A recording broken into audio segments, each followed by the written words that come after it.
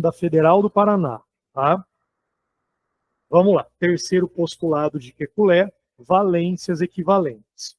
Olha, valências equivalentes, ele quis dizer assim: a hora que você montar um composto orgânico, não importa a posição que você coloque as ligações, elas são equivalentes.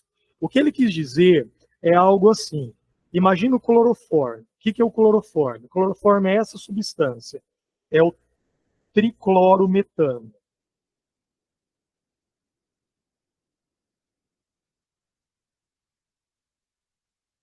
Essa daqui é a fórmula do cloroforme, beleza? O clorofórmio, você está vendo que eu coloquei o hidrogênio à esquerda, tá?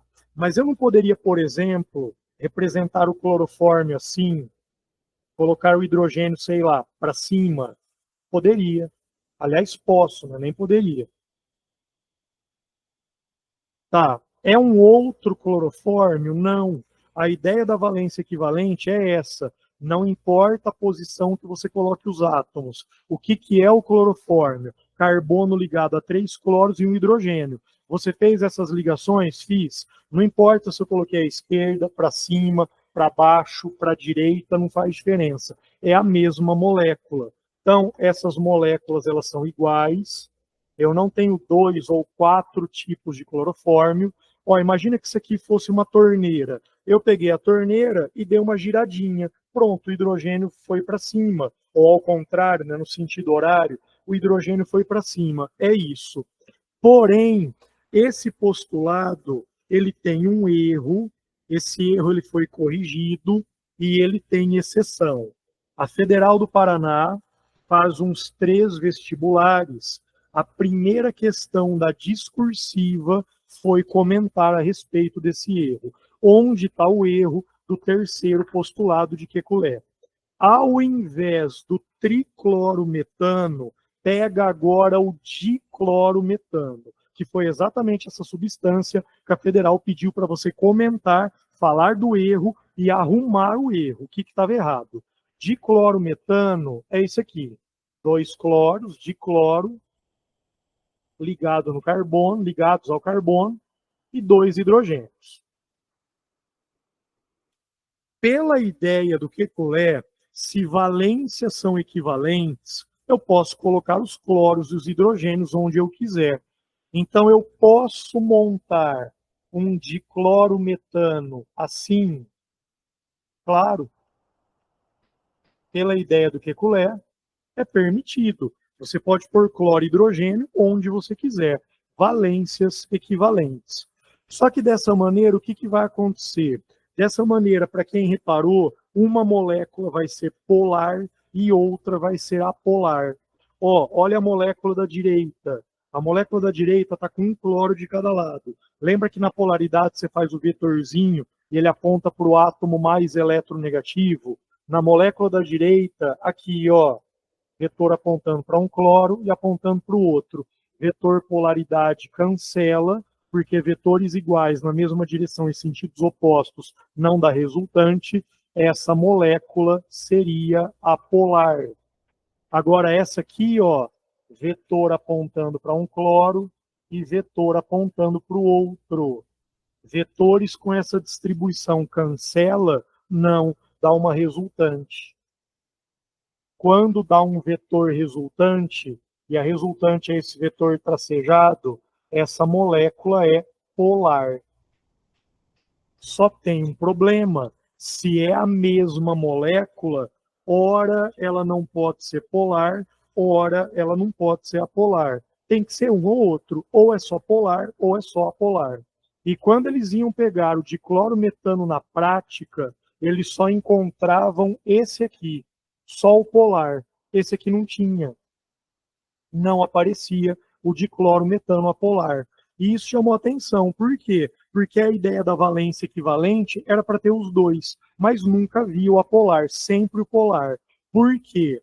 Então, eles não souberam responder na época, tanto o Kekulé quanto os amigos cientistas dele, eles não souberam responder porque na época não tinha tecnologia ainda para descobrir um detalhe.